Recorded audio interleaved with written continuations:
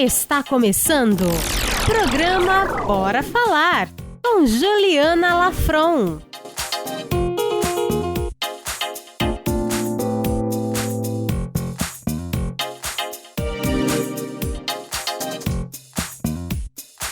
Fala pessoal, beleza? Sejam bem-vindos a mais um Bora Falar. Eu sou a Juliana Lafron e nós estamos aqui no Juicy Hub, o maior hub de inovação da Baixada Santista, a nossa nova casa. Aqui na segunda temporada tá tudo novinho para entregar o melhor para você. E eu estou aqui com um convidado muito especial, mas antes de falar o nome dele, de revelar quem é, eu não posso deixar de dizer que a gente tá com você todas as quintas-feiras, às 20 horas da noite, pelo YouTube, pelo Instagram, por multiplataformas, e também que nós temos a produção do programa sendo feita pelo Beni Coquito Filho e pelo Luan Matos. E vamos revelar agora o nosso convidado dessa noite de hoje, é ele, o Kaique Barbosa. Boa noite, Kaique, tudo bem com você? Boa noite, Ju, boa noite todo mundo que está assistindo a gente, é uma honra estar aqui e estou muito feliz de estar aqui como convidado nessa nova temporada, casa nova, tudo novo, parabéns! É isso aí, tem muita novidade rolando, vocês vão saber de tudo aos pouquinhos, devagarzinho, e vamos aproveitar essa conversa de hoje aqui com o Kaique, que é o meu maninho, e eu vou me esforçar, Kaique, para não te chamar de maninho, para valorizar o seu nome, hein? Vai ser difícil. Vamos juntos se esforçar, porque é difícil. É verdade. E, gente, o Kaique, para quem não conhece, é ator formado por um grupo teatral no Guarujá, né? Ele fez a maior parte da carreira dele no Guarujá. Ele também é coreógrafo de casamentos e festas de 15 anos no geral. É gerente de uma financeira há 11 anos. É isso aí, gente. Ator, coreógrafo e gerente de uma financeira. Olha só essa salada de frutas, né? Além disso, ele possui um canal no YouTube onde fala sobre cultura, história, possui quadros, lives, faz entrevistas com temas variados. É membro da comunidade LGBTQIA+, se identificando como homem gay cis, mora na cidade do Guarujá e também já foi rainha de bateria de blocos de carnaval na sua cidade. Gente, esse é o Kaique Barbosa, mas todo mundo sabe que eu começo o programa, foi assim na primeira temporada também, com uma desconstrução de rótulos, né? Então, eu falando aqui o seu currículo, Kaique, você é ator, você é rainha de bateria, você tem várias facetas, né? E provavelmente as pessoas que estão acompanhando a gente vão começar a desenhar estereótipos e preconceitos na cabeça delas, né? A gente ainda vive uma sociedade que é muito assim. Então, a primeira pergunta que eu vou te fazer é: quem é o Kaique Barbosa? Como que você quer que as pessoas que estão acompanhando a gente, assistindo o programa hoje, enxerguem você? Ufa, depois desse currículo aí, um currículo bem, como você falou, uma salada de fruta, né? O Kaique é coreógrafo e rainha de bateria, e aí já cria todo realmente um estereótipo na cabeça das pessoas. Eu acho que eu gostaria que as pessoas enxergassem o outro lado do Kaique, né? Porque, por exemplo, com esse currículo, coreógrafo, ator, rainha de bateria, dança, tudo, as pessoas pensam só no Kaique festeiro, engraçado. Mas tem um lado do Kaique mais culto, o Kaique mais sério, né? Um Kaique mais reservado também, e que poucas pessoas conhecem, porque eu geralmente entrego esse Kaique aí alegre, extrovertido o tempo todo. Então você quer que as pessoas te olhem também pelo lado mais sério, mais culto. Com mais seriedade. Eu também falo sério às vezes. Legal, Kaique. Acho que essa já é uma parte interessante pra gente conversar, porque a gente costuma ser olhado de uma forma bem maniqueísta também, né? Ou você é aquela pessoa extravagante, festeira, e você se resume a isso, ou você é um professor culto que fala sério e não pode brincar, não pode se divertir. O ser humano não é assim, né? A gente é uma somatória aí de facetas, e mais do que isso, ao longo da vida, a gente vai mudando, vai ficando diferente, né? Vai sendo mais extrovertido, introvertido. Exatamente. Nós não somos uma coisa só, né? Não, e a gente vai se adaptando ao meio que a gente vive, ao local, às tribos diferentes que a gente vive, né? Se você pegar um Kaique de anos atrás, era um Kaique que esse lado sério não tinha. E aí hoje, com mais maturidade, você já descobre um Kaique diferente. Você falou uma coisa legal do professor, né? Tem esse paralelo, por exemplo, o professor, quando eu vi um professor numa festa, como assim? Um professor bebendo, um professor dançando? Não, esse professor não faz isso, né? Ou então uma mãe, minha mãe faz isso. Então tem essas coisas mesmo, esses pensamentos assim. Isso é muito legal até para humanizar as pessoas, né? Às vezes a gente acaba construindo ídolos, acaba caindo um lencinho aqui na produção, pessoal, tá tudo bem? Tá tudo ótimo, não é um gente, terremoto. faz parte. Mas às vezes a gente acaba construindo ídolos, assim, e desumanizando as pessoas, e isso leva uma carga muito séria, né? Que a gente pode até prejudicar e trazer prejuízos para a saúde mental. Eu tô lembrando aqui, você falando de professor, aí eu vou comentar um pouquinho pro pessoal saber, né? Eu fiz faculdade numa universidade federal. Era meu sonho fazer faculdade numa universidade pública. E graças ao ensino de qualidade que as universidades federais têm, né? Que hoje em dia ainda sofrem muitos estigmas, praticamente todos os professores, se não todos e todas, são doutores, né? Doutores, pós-doutores, têm mestrado, doutorado, são pessoas que vivem a vida inteira na trajetória acadêmica. E eu lembro que quando eu entrei na faculdade, eu pisava assim, falando, nossa, tem doutores aqui em volta de mim, aquela coisa assim, de idear, né? De valorizar ao máximo aquele ambiente. E numa das minhas primeiras professoras, foi uma professora de sociologia, a professora Rayane. Beijo, professora Rayane, para as professoras da universidade. Maravilhosa, professora Rayane. E extremamente elegante também. Na primeira aula que eu tive com ela, fiquei apaixonada. Fui pegar o ônibus para voltar para casa. De repente, ela subiu no ônibus. Aí eu já fiquei assim, meu Deus, como assim? A professora doutora da Universidade Federal no ônibus. Já fiquei em choque ali, né? E aí, eu fiquei naquelas de me arrumar na cadeira, né? No banco do ônibus. E olhar pra janela, pensando assim... Senta longe de mim, porque eu não tenho papo pra conversar com uma professora doutora, né? Eu tinha primeiro ano da faculdade, aí ela veio, olhou pra mim, ela tinha me dado uma aula, deu um sorriso e sentou do meu lado. E me chamou de Juliana. Aí eu fiquei, lascou, né? O que eu vou fazer agora? E aí ela puxou conversa comigo, falou do filho dela, falou como é que era morar em Santos, falou de paisagens que ela via no ônibus, como uma pessoa normal. Como qualquer ser humano, e de facetas que eu não imaginava ali naquela figura de doutora, de professora, né?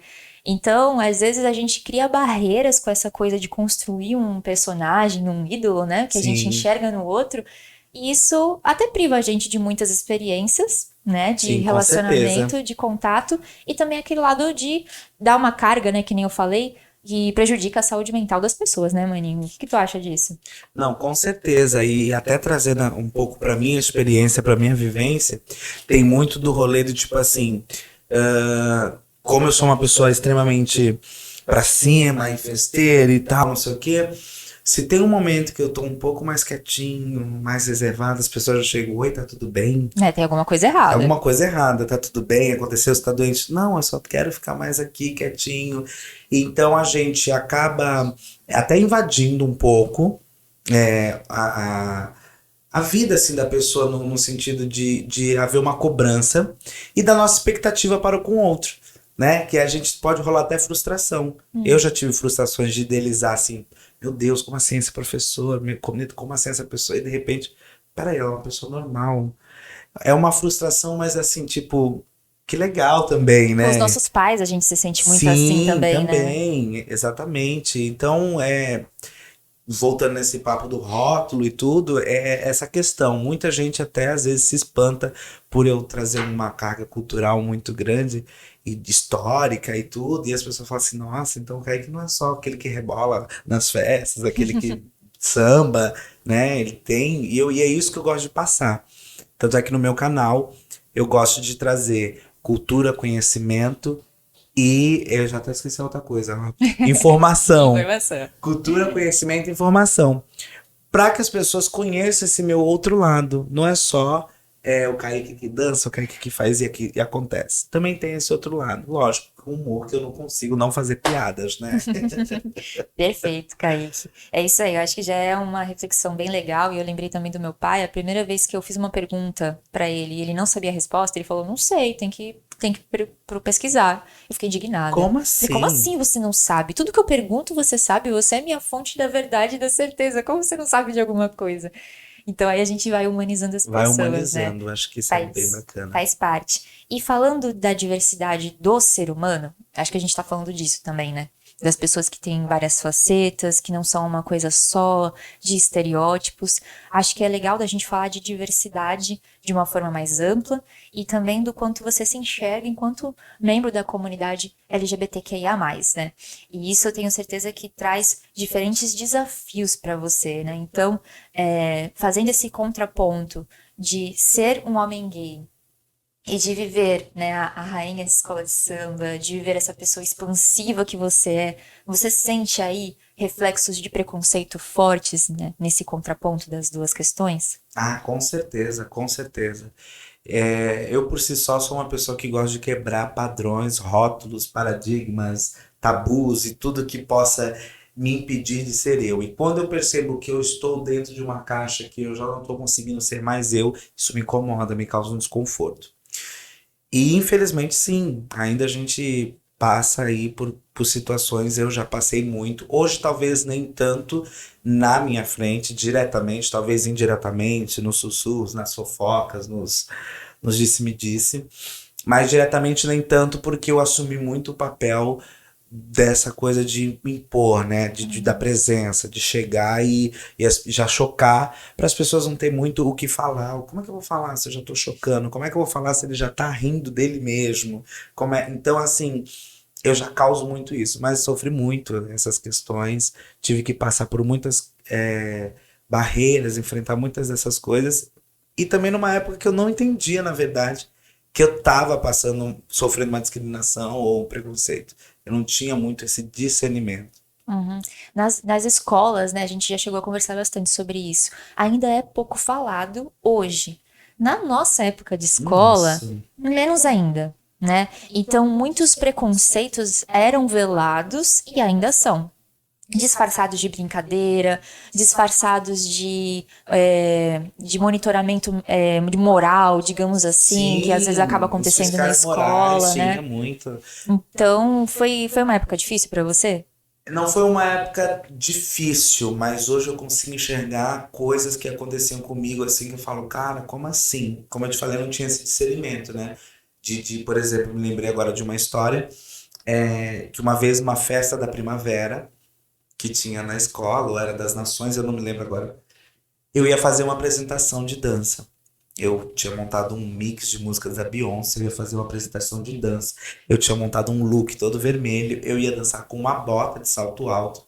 Então, assim, era o meu momento. Para um leonino, para quem tá assistindo e é leonino sabe o que eu tô falando, era uma estreia. Eu queria causar. No meio do pátio, para todos os alunos, eu queria causar e tava me preparando e saí muito.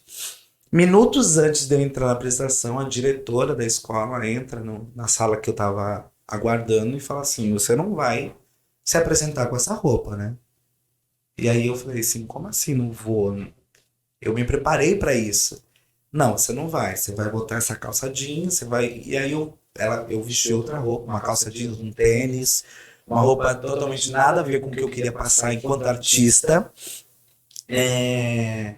E até me veio agora, né, também eu fui impedido de me expressar como artista também, né, agora veio um insight. E aí eu me apresentei daquela maneira.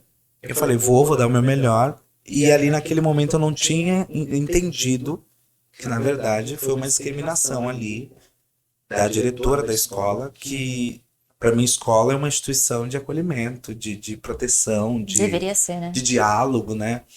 E eu fiz aquela apresentação. Ao encerrar a apresentação, um outro professor meu, de química, Deodoro, que Deus o tenha, chegou em mim e falou assim, Kaique, Guarujá é pequeno pra você. Aqui não é pra você. E eu, muito jovem, falei, ok, tipo. Mas o que ele tava querendo dizer, na verdade, ali, é que a mentalidade que assolava a cidade naquela época, e talvez até hoje, era uma mentalidade que não estava preparada para uma pessoa como eu, com as expressões que eu queria passar, com a arte que eu queria passar, né? E aí eu lembro de várias coisas, porque eu sempre fui muito... E você também, você sabe, né? Essa coisa na escola da gente se entregar para o que queria fazer. Eu lembro que, por exemplo, tinha uma vez, um dia que a professora, a gente vai fazer uma atividade, a gente vai plantar uma árvore na escola e tal. Eu fui para casa, no dia seguinte eu fui de jardineira, com uma bota de galocha. Encarnou o personagem. Encarei o personagem de jardineiro. E eu fui, e aí eu começava a fazer um negócio de jardinagem, uma interpretação, toda ator entregava toda uma interpretação. A professora adorou e queria que eu continuasse nas outras turmas interpretando aquele personagem. E eu fui barrado depois pela coordenação. Não, imagina, ele não pode fazer isso, não sei o quê. Então sempre teve ali uma coisa ou outra. Olha, pra você ter uma ideia, lembrei de outra coisa, tô falando demais, mas você vai Não, lembrando. pode falar, bora falar. Mas, bora falar, mas você vai lembrando. Na minha época da escola, não sei se na sua escola também era assim. Na educação física, nós tínhamos o futsal dos meninos. Futsal não, não lembro agora. O futebol. Os meninos jogavam futebol e as meninas vôlei. Uhum. E tinha interclasse, um negócio de interclasse e tal. E aí eu falei assim, eu não quero jogar futebol, não jogo futebol, não tem condição. Eu queria jogar o vôlei. A coordenação da escola não me permitiu jogar o vôlei. Não, o Kaique tem que estar no futebol. É o futebol, menino, é o futebol e tal. Você vê hoje uma besteira, né? Uhum. Que diferença Espero faz? que seja, né? A gente tá Não, falando da nossa bolha aqui, que é Exatamente. besteira, espero que seja. E aí, minha professora de educação física na época, muito sábia, Audrey, um beijo, Audrey. Depois a gente vai, acho que, falar mais da Audrey aí, que eu tenho umas coisas pra contar boa dela. Ela falou assim, fica tranquilo, o Kaique vai estar no futsal, vai estar no futebol. E aí, amor, ela deu um jeito e eu entrei com as meninas de líder de torcida. Então, eu estava ali no futebol de alguma maneira. Arrasou. Né? E aí eu entrei lá com as meninas líderes de torcida, fazendo coreografia, dançando e tal. Isso causou um reboliço enorme na escola, a coordenadora ficou passada, enfim. Então, naquela época eu não entendia que isso já era uma forma de discriminação, de preconceito que eu estava sofrendo. Hoje, eu consigo ter esse entendimento. Com certeza, né? E em formas de podar a pessoa que você é, que você tá se identificando, se conhecendo, se construindo numa fase tão delicada da vida, né? É muito complicado, Ju, esse momento de você se descobrir, de você se entender. Né? Eu acho que acho que para todo mundo a gente sempre fica com essas duas, mas quanto eu, como um homem gay, o momento de você se entender, de você olhar e falar assim, sei lá, tem alguma coisa errada. Eu faço esses questionamentos. Como assim? Eu tenho esses sentimentos diferentes, isso tá errado. E a sociedade coloca isso na gente, né? É um pecado, é o erro, enfim. E era um momento delicado, né? E aí, como eu disse, a escola é um lugar de acolhimento, de diálogo, de entendimento, né? E aí talvez não tenha encontrado isso diretamente. Eu tive uma professora também de educação física, que é a Gabi, que é minha amiga até hoje, beijo, Gabi, que também ela me acolheu. Ela me entendeu, ela me preservava de muita coisa, ela me adotou, né? Falando assim, português, claro. Como é importante, né? Acho que em diferentes assuntos, a rede de apoio, as pessoas que a gente tem por perto aparece com protagonismo, né? Principalmente quando são assuntos que são delicados pra gente. Então, você está trazendo pessoas que foram importantes nesse momento, por mais que talvez hegemonicamente tivesse uma situação de repressão, de te podar, haviam figuras ali que te acolheram, te abraçaram, pegaram na tua mão e falaram, não, é isso, é quem você é. Exatamente, fizeram toda a diferença para quem eu sou hoje. Sim, e essas pessoas são importantíssimas, né? Mas o ideal é que a gente não viva numa sociedade como essa na qual que você está trazendo essas lembranças, né? Então, você acredita que apesar de tudo isso, a gente está caminhando para uma sociedade mais justa, mais igualitária, nessa perspectiva da diversidade? Com passos de formiga, como diz o Lulu Santos, com passos de formiga e às vezes até sem vontade. Mas estamos indo. Acho que a gente consegue entender que hoje está bem diferente de ontem, né? Na época em que pouco se falava, que era tabu e não se abordava isso em mesas de família, por exemplo, hoje a gente já consegue falar sobre isso em alguns lugares. Eu sei que isso não é um fato na vida de muitos, né? Mas a gente caminha, né? A gente tem várias conquistas aí, né? A homossexualidade retirada aí da OMS como doença psicológica, o direito a casamento civil, o direito à adoção, o direito a doar sangue, que é um dos mais recentes que nós tivemos, né? Então, assim, são conquistas que a gente, um pouco tardia, talvez, mas que a gente vem conquistando e que a gente vem lutando para deixar para os futuros LGBTs um mundo melhor, um mundo de acolhimento. Com certeza, Maninho. E assim, a gente vive numa conjuntura social que ainda acontece muito essa questão de você inverter a lógica e culpabilizar a vítima de uma situação pelo fato, né, pelo ocorrido. Isso, por exemplo, com a violência contra a mulher, acontece bastante. No caso de violência contra a população LGBTQIA+, também, né, e tem uma frase que algumas pessoas dizem, e aqui a gente está numa conversa de eterna desconstrução de rótulos, na minha opinião, né? Eu acho que a gente não vai ser agressivo com ninguém porque a gente não quer que sejam agressivos com a gente, né? A gente tem que partir de um princípio de democracia, de escuta e de diálogo. E tem muitas pessoas que falam frases do tipo, para você ter respeito, você tem que se dar ao respeito. Nossa. Né, partindo de um pressuposto de que foi alguma atitude da própria pessoa que levou a um fato de violência, de discriminação. O que você pensa desse tipo de frase, né? Qual é a reflexão que é importante a gente fazer, se caso quem está assistindo aqui a gente talvez pense dessa forma, ou escute alguém falar desse jeito, o que é legal dizer para quem vier com uma frase como essa para tentar desconstruir esse tipo de raciocínio? Olha, Ju, isso é fantástico, porque isso é um aprendizado que eu tive há pouquíssimo tempo. Porque até pouco tempo eu reproduzia isso, essa frase. Mas fulano se respeita, né? Quem vai respeitar?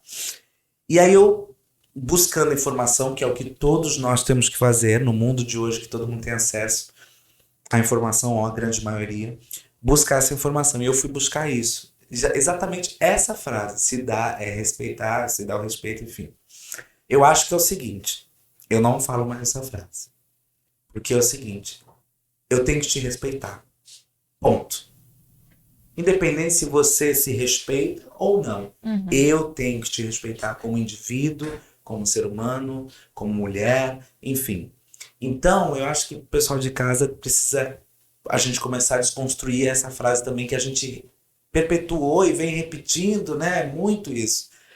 A gente tem que respeitar. O respeito, ele não tem cor, credo, enfim. Ele é respeito, ele é único e essencial por si só. Respeito é respeito.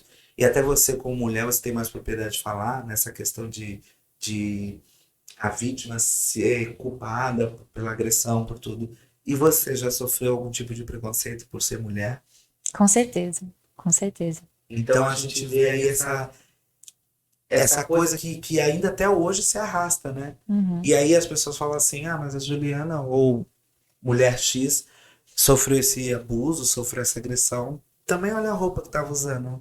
Olha a hora que ela tava na noite. Ela bebeu, né? Com certeza ela tava bêbada. Não, e isso é hora de mulher estar na rua. Sozinha. Gente, que absurdo. Quer dizer que eu tenho hora pra estar, se eu não tiver, eu tenho que sofrer um abuso, eu tenho que ser estuprada. Sabe que loucura? Então fica uma inversão de valores. Exatamente, é uma inversão de valores. É um bagulho louco, assim, pra gente parar pra pensar e a gente trabalhar isso, né? Porque desconstrução de rótulo, desconstrução, eu acho que é eterno. A gente vai desconstruindo isso. Eu já reproduzi várias frases, já tive muitas atitudes homofóbicas, mesmo eu sendo um homem gay.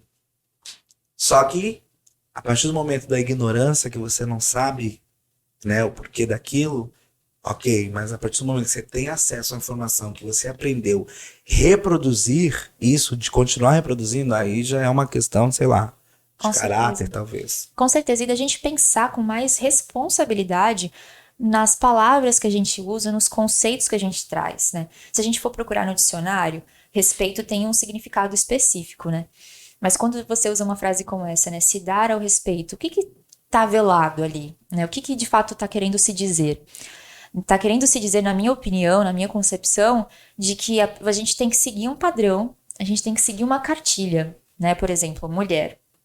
É crescer, ser educada, falar baixo, cruzar as pernas, ser delicada, feminina, em determinada idade da vida, Sempre arrumada. arrumada. Pode casar, pode estudar até, mas assim, tem que casar, né? Você pode até Tem que ser estudar, mãe. mas tem que casar. E aí você vai ter que ser mãe. E aí tem que ser não de um filho só, tem que ter mais de um filho. Você não querer ser mãe, nossa, é um absurdo. Nossa, Tem alguma absurdo. coisa errada com você, né? Você usar roupa muito curta, você querer se expressar de determinada forma, você querer frequentar lugares, por exemplo, ser mulher e ir numa festa sozinha à noite, poder beber, né? Enfim, isso é não seguir uma cartilha. Então, é não se dar ao respeito. Então, respeito é seguir uma cartilha determinada socialmente. E quem criou essa cartilha? Exatamente. Quem dita isso? Respeito, pra mim, na verdade, deveria ser a gente respeitar quem a gente é, os nossos valores. A gente tá o tempo todo dialogando com o que a gente acredita, com o que é importante pra gente e ter esse compromisso de viver a vida dessa forma,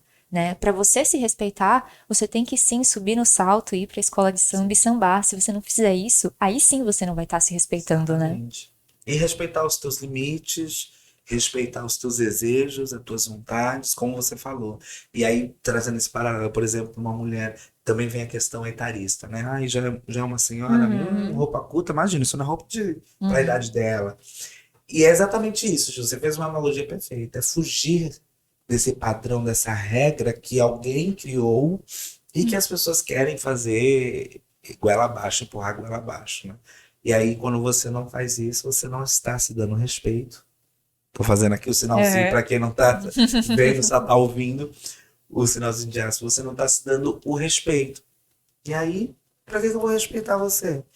Que loucura, é um bagulho muito doido, gente. É por isso que a gente precisa conversar, refletir, se informar e revolucionar, né? Vamos Com se certeza. respeitar, ter ato revolucionário, né? Precisa ser um ato revolucionário ainda de você se respeitar e ser fiel a você mesmo, né? Ser quem você é uma bandeira que eu levanto demais. Você precisa ser quem você é. Respeite quem você é. Seja quem você é. Exatamente, maninho. E agora a gente vai chegando no nosso quadro, o hashtag Não Vire as Costas. Para quem ainda não conhece, a gente sempre traz informações. Eu acho que todo programa traz informação de interesse público e traz reflexões, mas aqui dados ou notícias que vale a pena a gente trazer para refletir e pensar junto, né, Kaique? Então a gente vai trazer hoje uma notícia que é do site O Globo, que diz o seguinte: igualdade de gênero depende da inclusão de homens, né? É um assunto extremamente importante, ainda polêmico, e aqui também nessa matéria se discute a questão da licença maternidade, no caso paternidade, para o homem também, né? Assim como uma possibilidade de flexibilização de horário.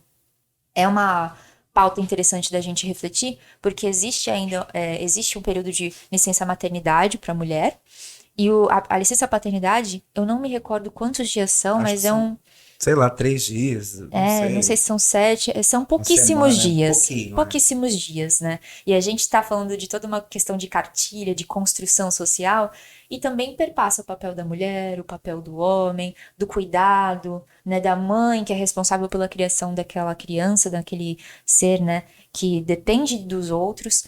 Então, é isso mesmo. A gente precisa rediscutir a licença paternidade, a gente precisa discutir o papel do homem. O homem tem que estar na conversa para a gente poder avançar em relação à igualdade de gênero. É extremamente necessário. É extremamente necessário. Para que haja uma compreensão e uma educação também, né? Porque como é que a gente pode chegar para uma roda de homens e falar sobre assuntos que são predominantemente femininos e falar assim, é por isso que a gente luta, é por isso que a gente tá aqui, e eles olharem e falar, mas o que é isso? Eu nem sei o que vocês estão falando. Então trazer essa galera é uma forma de educação, de fazer entender, para que eles não pensem que o feminismo é só gritaria, é só lacração, ou sei lá, qualquer outra coisa, que existe, né? Um pessoal que deturpa, né, a imagem do movimento. E trazer para uma educação, colocar esse homem nesse papel de falar assim, olha, é isso que a gente faz, é por isso que a gente luta, vem com a gente. É importante você também estar nessa luta com a gente, né? Assim também como um hétero para o movimento LGBT. Você precisa entender o porquê que você é privilegiado. Entendeu? Que você é homem hétero, mulher hétero, que pode andar na rua de mão dada, sem medo de sofrer um tipo de retaliação por estar de mão dada, né? E você entender o que a gente passa, os medos que a gente sofre perante a sociedade. E entender, principalmente, seja você um homem hétero ou você um homem se referindo às mulheres, o seu lugar de privilégio, né? Falando, por exemplo, da igualdade de gênero, você entender, homem, que o teu lugar de privilégio é você jamais duvidar da tua capacidade, ninguém achar que você não domina tal assunto, ou que você não é forte o suficiente para tal atividade, ou ninguém te interromper, ou enfim, inúmeras coisas. É entender a tua posição de privilégio para que você possa somar nesses movimentos, nessas lutas. Então, essa notícia é isso mesmo. Eu acho que tem que trazer isso aí mesmo. E a gente também não confundir as coisas, porque falando do nosso país, a gente tem um cenário político, por exemplo, que na política é onde se discutem as pautas que são de interesse público, Sim. né? É onde a gente tem a possibilidade de fato de brigar por legislações, por recurso para políticas públicas, por criação e desenvolvimento de políticas públicas que vão impactar em questões como as que a gente está discutindo hoje. O que não pode acontecer é a gente ter, por exemplo, uma Câmara de Vereadores, né, do Legislativo Municipal, apenas masculina, apenas de homens, debatendo uma questão que é da mulher. Sim, exatamente. Representatividade é fundamental. Com certeza. Mas a representatividade não vai eximir a necessidade da gente ter um debate amplo, plural, de fato democrático, para poder construir uma sociedade que não seja estruturalmente machista, estruturalmente discriminatória, né? Com certeza. A gente precisa na política, de representatividade para que a gente possa levar essa educação e ter mais acesso, e poder levar acesso a essas maiorias minorizadas. Então, é necessário mulheres nas câmaras, é necessário deputados, vereadores LGBTs, negros, né? É necessário que também haja a porcentagem de pessoas com deficiência, para entender as necessidades. Por que tem que ter uma rampa em tal lugar? Como é que vamos discutir isso se você você consegue caminhar normalmente, você não tem nada que te impeça de subir um meio-fio, enfim. Então a gente precisa dessa diversidade no poder público para que a gente possa entender e falar com propriedade dessas mazelas que assolam a sociedade. Com certeza, e você falando, eu lembrei de uma conversa que eu tive uma vez com a Cris Amari, e aí fica um abraço para a Cris, que é a coordenadora dos direitos da pessoa com deficiência aqui da Prefeitura de Santos, e ela comentou de uma conversa que ela teve com um dono de restaurante, e falando de questão de acessibilidade. E aí ele virou para ela e disse assim, mas ninguém nunca reclamou, né? Nenhum cadeirante nunca reclamou, eles nem frequentam o meu estabelecimento.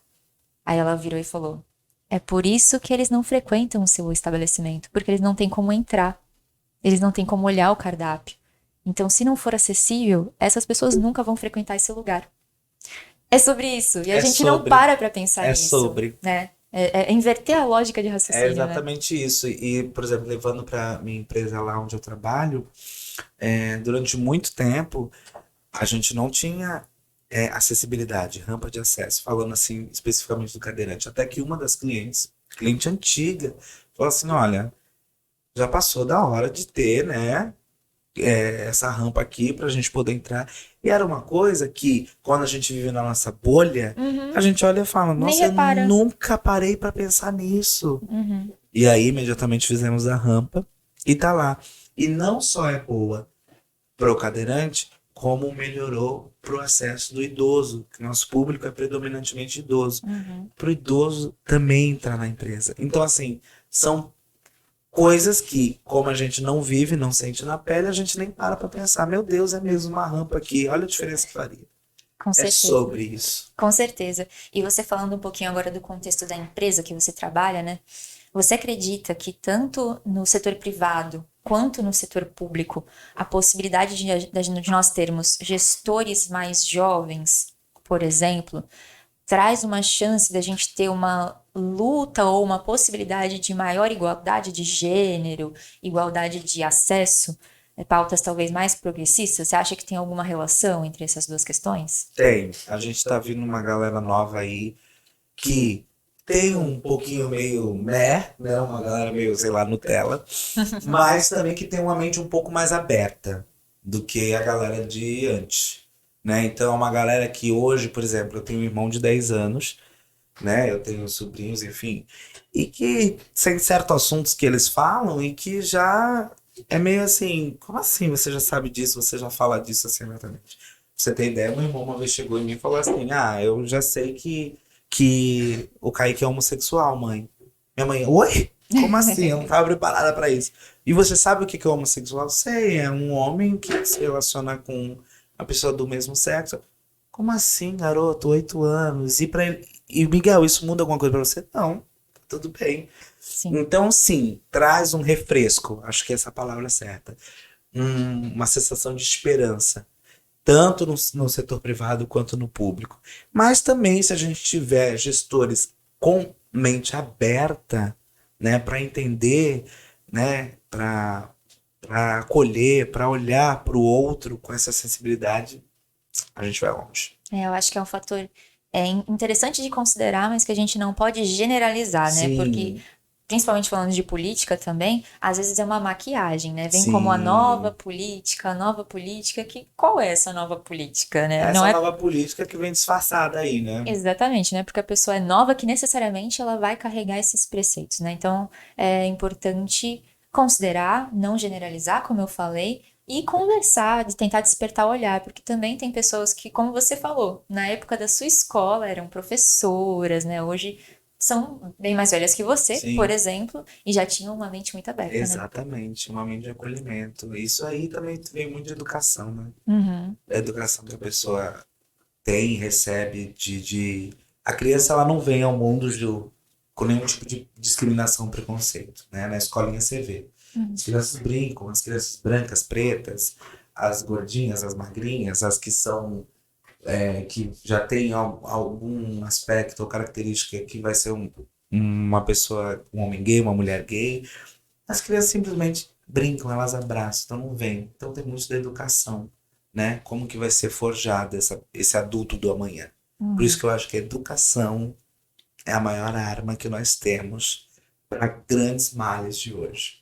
Sem dúvida. Vamos deixar aqui o nosso abraço para os professores, Vamos! que é uma categoria extremamente desvalorizada ainda, né? A gente precisa Infelizmente. reverenciar e buscar valorizar, né? Participar dessa luta, porque é uma profissão fundamental, né? Sem ela, nenhuma das outras profissões existe, Exatamente. né? E olha, tem um negócio com o professor, eu amo esse ofício, que eu acho que é um ofício assim desafiador e você tem que amar aquilo ali.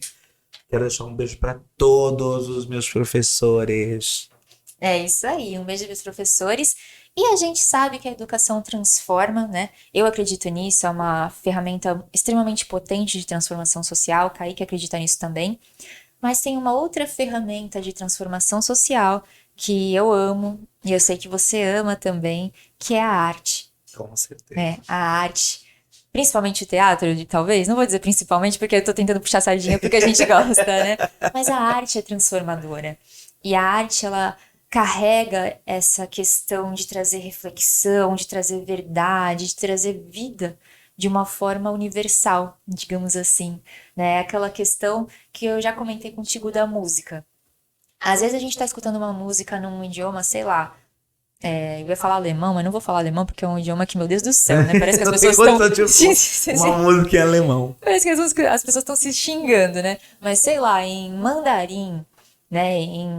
Em russo, em italiano, você não tá entendendo o que aquela letra significa, mas a sonoridade das palavras, a métrica, Melodia. o ritmo, a melodia te faz chorar, te transporta para lembranças da sua vida, conversa com você, mesmo sem você entender o significado literal do que está acontecendo ali, né?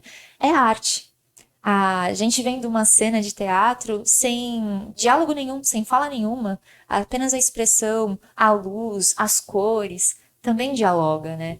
Então, vou te perguntar, porque eu já sei a resposta, mas vou te perguntar, né? A arte É transformadora, né? A arte é transformadora, a arte é revigorante, a arte é o respiro. Eu acho que não tem como a gente. Eu não consigo imaginar um mundo sem arte. Eu não consigo imaginar um mundo melhor sem cultura, sem arte. Não tem como. A arte é, como eu falei, um respiro, um abraço, um colo, né? É para várias sensações. Porque a mesma música que eu ouço que pode me fazer chorar, ela pode te fazer sorrir, pode trazer uma lembrança boa, uma lembrança ruim, Uhum. traz pra gente questionamentos, né? Uma dança, você olha, você consegue sentir o corpo, a anatomia, o que aquilo quer dizer, te toca. Uma pintura que você olha, que você tenta entender o que aquele pintor quis passar, você consegue sentir a dor, a alegria. Então, assim, a arte é realmente, é isso, ela é transformadora porque ela acolhe, ela é um colo, né? E se você está aberto a entender e a sentir essas expressões artísticas, né? Seja no teatro, que é o nosso principal aqui, seja na dança, na música, sabe? Numa escultura. Isso é incrível. E quando você está aberto a isso, tem gente que acha que é balela, né? Uhum. Tem gente que acha que não tem que ter, ou que nada disso que eu tô falando faz sentido. Mas, falando, por exemplo, de música, que eu acho que é a que mais preenche, né, o mundo no geral, é impossível você ter alguma pessoa que fala que ouça uma música que não cause nada. Uhum. O mínimo que você vai querer é rebolar. Ou dançar, ou simplesmente sentir, ou simplesmente, sabe, Relaxada ali. relaxar. Por que quando a gente tá triste, a gente vai lá e coloca uma música triste? Que é pra gente ficar mais, Deprê pra afundar ficar mais ali. triste ainda, porque é pra aquele sentimento de tristeza fazer sentido, entendeu? Então a arte é isso. Aí você falou, a arte traz vida. Acho que é isso, pulsar, né? O sangue. A arte, ela é vida, né? Ela fala de vida, ela é sincera e ela não segue cartilha. Então, talvez por isso, aquelas pessoas que sentem a necessidade de uma cartilha para viver, sintam que a arte é tão subversiva assim e queiram também desvalorizar ela, né? Deslegitimar ela, não dar a importância que ela precisa ter. E talvez por isso no nosso país ela ainda seja tão sucateada e tão desvalorizada quanto é. Né? É difícil ser artista no Brasil. Principalmente nos tempos atuais, né? Com um desgoverno que E é quando é mais necessário. exatamente, que incentiva isso, né? Eu tenho uma prima que ela é bailarina, e ela tem uma tatuagem, Bia, eu vou falar assim o que eu lembro da tatuagem, tá? Mas deve ser isso. Que diz assim, que a arte sempre nos aponte uma resposta. É mais ou menos isso. E a gente consegue buscar respostas na arte. Uhum. Isso é fantástico, gente. Aí eu vou querer chorar, entendeu? E o que te levou para a arte? Foi a busca de uma resposta específica aí? Como é que você chegou Eu nela? acho que sim, acho que é a busca para entender quem eu sou. E isso latente, né? Minha veia é muito artística. Eu sou muito de expressão. Eu tô aqui o tempo todo gesticulando e eu olho para a câmera, eu olho para os meninos e aí eu falo com você. Eu tenho essa veia artística muito latente, né? Mas sim, para buscar, para poder. Arte é autoconhecimento também. Uhum. Você se entender, você sentir o seu corpo, né? Os seus detalhes. A gente no teatro aprende muito isso, Se né? conhecer. Se conhecer fisicamente, espiritualmente, né? Sentimentalmente. Uhum. E você, a arte, eu fui em busca da arte para buscar isso também, uma resposta de quem eu sou, o que que eu posso fazer para tirar de dentro de mim essa coisa. Eu queria me expressar, eu quero me expressar. Então eu fui pro teatro e dança. São as duas que eu mais me identifico e que são as que eu consigo mais me expressar. Uhum. E aí, E a arte, no geral, né, ela possibilita o exercício da empatia, que é muito importante, né? A gente tendo uma sociedade mais empática, a gente com certeza vai superar muitos dos problemas que a gente ainda tem. com certeza. É uma reflexão muito necessária. E além disso, o teatro, que é o que a gente tem em comum, né, de vivência artística, possibilita que você viva vidas e experiências que você não viveria se você não tivesse ali nessa experiência que é o teatro, né? Isso é fantástico, isso é fantástico. E pra quem não sabe, eu conheci a Ju no teatro, né, Ju? A gente se conheceu no teatro. A gente é amigo de teatro. E é exatamente isso. O teatro nos permite viver experiências, nuances, desafios com as personagens. E a gente entrega o nosso corpo, e isso é muito legal. Porque são outras facetas que a gente pode viver. Por que ser só um se a gente pode ser vários, múltiplos? Uhum. Com certeza, né? E isso tudo tem muito a ver também com história. É cultura, né? Mas com história, que é uma área que você gosta bastante também, né? Apaixonado. Como que vem esse amor aí pela história? Eu acho que a história vem por uma questão, pela minha sede de conhecimento. Eu sou muito curioso. Então, assim, eu vejo uma coisa. Ai, meu Deus, microfone. Quem criou o microfone? Como assim? De onde surgiu essa ideia? Quem criou? Como foram os primeiros microfones? Sabe? Isso me desperta. Isso é o tempo todo. Eu tava vindo aqui, aí eu olhando, meu Deus, balsa e não sei o que, semáforo. E aí você vou olhando e me questionando. Isso vai na história. Mas a história que me encanta mais é a possibilidade, a oportunidade da gente aprender com a história para não repetir os mesmos erros do passado. Com certeza. Eu acho que isso é o que mais me fascina na história. É a possibilidade, a oportunidade de a gente aprender com o passado e não repetir os mesmos erros. Por mais que a gente venha repetindo alguns erros aí, né? Mas a história me encanta demais. Meu Deus, eu não sei nem o que falar. Eu amo. E falando em história, você mudaria alguma coisa no teu passado? Meu Deus! Que pergunta é essa? Perguntas certeiras. Me atingiu com uma flecha. Se eu mudaria algo no meu passado, eu geralmente não me arrependo das coisas que eu faço. Eu me arrependo mais do que eu não faço, que é o que me deixa mais doido da vida. Mas talvez eu mudaria sim algumas coisas. A gente poderia evitar alguns deslizes, né?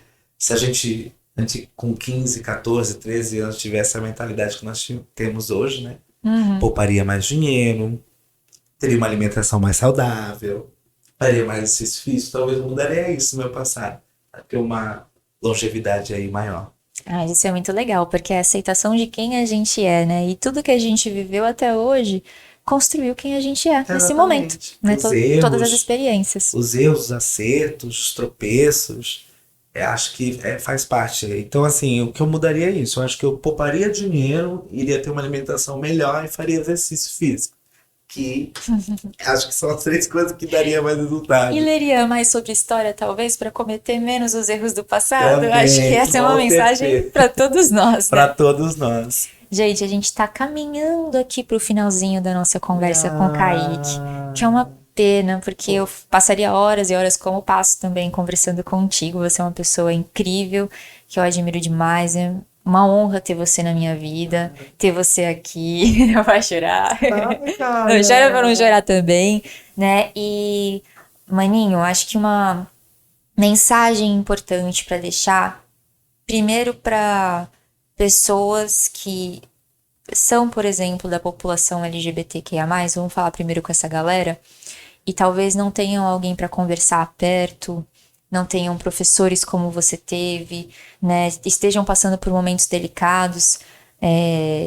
Eu já falei isso para você, que eu tenho muito orgulho de você, né, te respeito demais, tenho muito orgulho do respeito que você tem por você mesmo, né, por você bancar, por você ter coragem, mas também tenho medo, né, porque a gente tá num mundo que ainda não tá preparado de fato para ser o que ele precisaria ser. Então a gente aprende isso contigo, né, para quem não sabe, esse programa aqui começou como uma live no meu Instagram, lá no início da pandemia, em 2020, e a primeira live que eu fiz foi com o Kaique, ele foi meu convidado. Foi uma honra. E a gente falou de LGBTfobia, né, e ele me ensinou que o Brasil, infelizmente, é o país que mais mata a população LGBT no mundo, né? Principalmente a população trans. Sim. E isso, considerando que no nosso mundo, hoje em dia, em alguns países, ser gay, ser da população LGBT, é pena de morte, gente. Sim. Andar de mão dada na rua leva a pena de morte. Dá a um ser humano o direito de tirar a vida de outro. E mesmo esse absurdo acontecendo, ainda assim o nosso país, que se diz aberto, que se diz de braços abertos, plural, diversificado, é o que mais mata no mundo. Então, acredito que todas as pessoas que amem você, que amem alguém, né, que dessa comunidade, tenham medo também. E o que você gostaria de dizer, como eu falei, para alguém que talvez não tenha quem conversar? Que mensagem você gostaria de passar?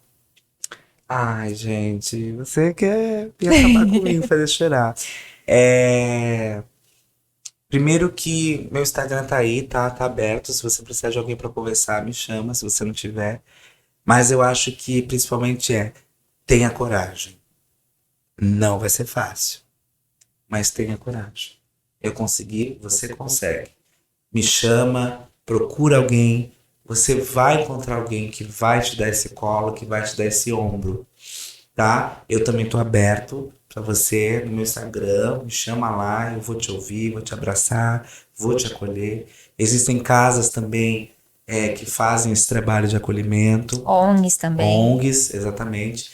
Então, eu acho que a mensagem é: lute para você poder ser quem você é. Eu acho que é isso. Ser quem você é. É fundamental. É libertador. Isso pra mim é ter sucesso.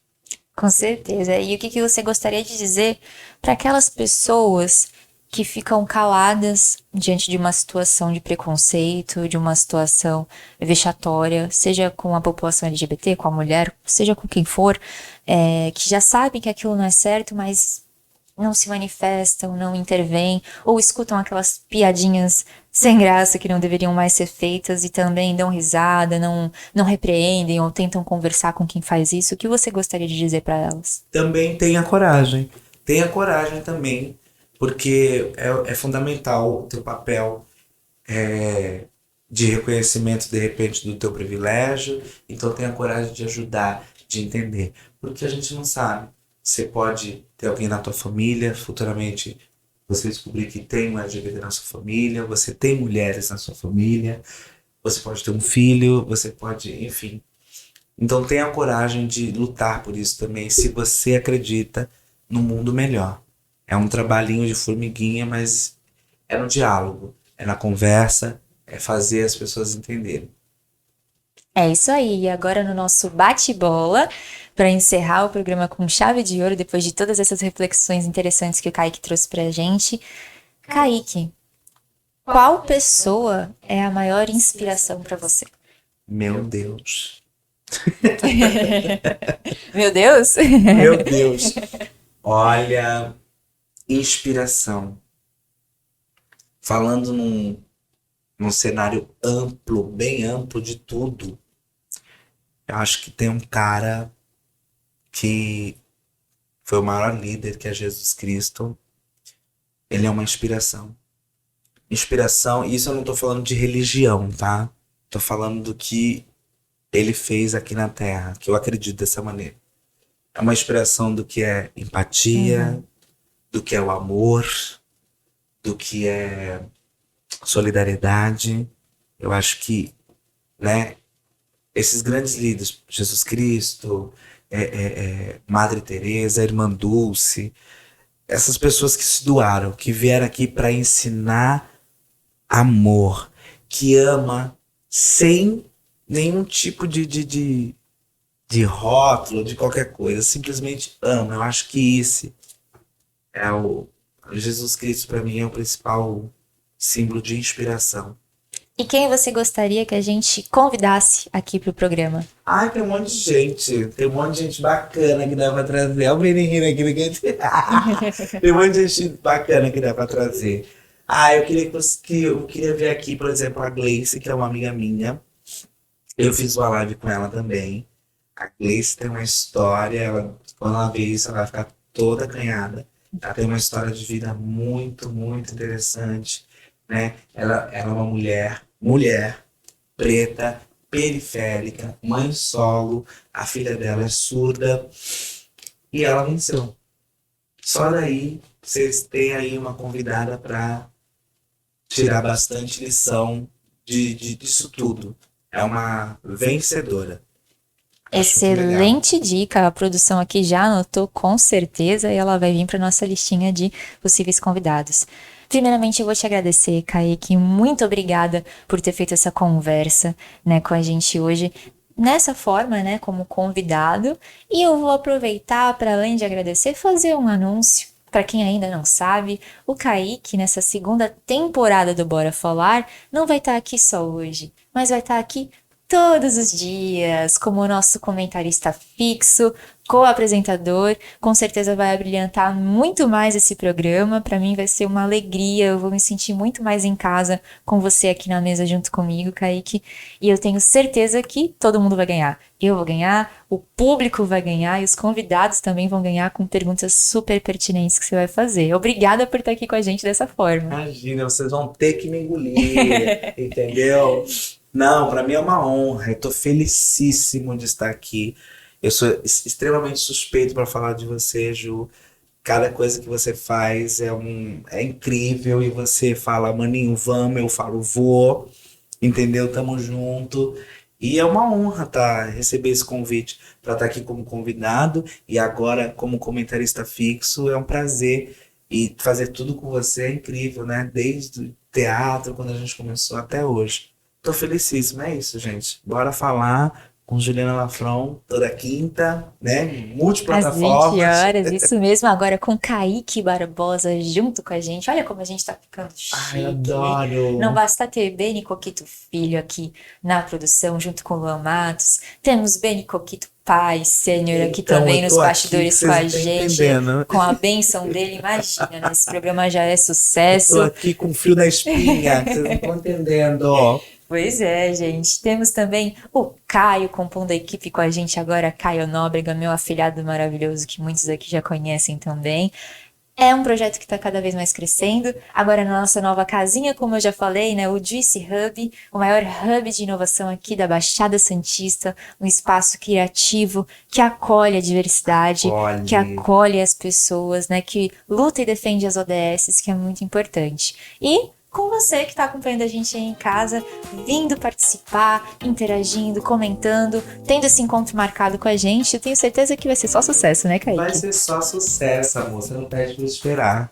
É isso, gente. Ficamos por aqui. Espero muito que você tenha gostado do programa de hoje. Fique ligado nas novidades. Um beijo e até a próxima.